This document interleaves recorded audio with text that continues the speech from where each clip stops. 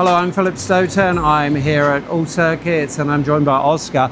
Oscar, when we last talked here, you were in charge of engineering.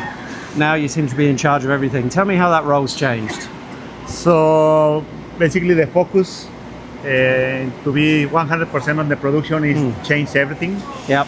So even the way that we are driving the rest of the departments is everything is focused on the production, results, quality, always focuses on the efficiency of the people, etc., etc. So basically the way that I'm trying to achieve the goals is pretty different.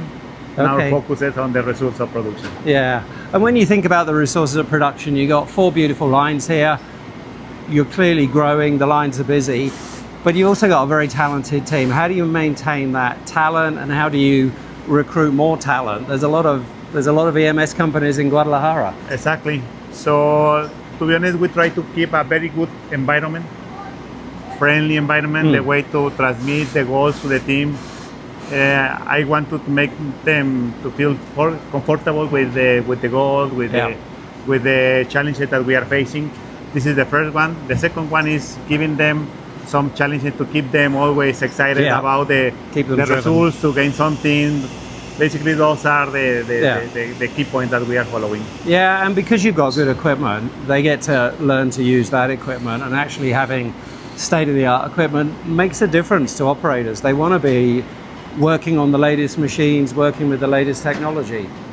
Exactly. Well, we are trying to keep we create a specific position that is our shift leaders, that is very focused even at the same time on the training. Okay. So this shift leader or group leader, additional to try to achieve goals, the idea is to keep on the training the people to keep everything in the same position, in the same following the same rules, etc., etc. Yeah, and I think when we talked before, you talked about talent issues, and you said there's no point crying about talent. It's your responsibility.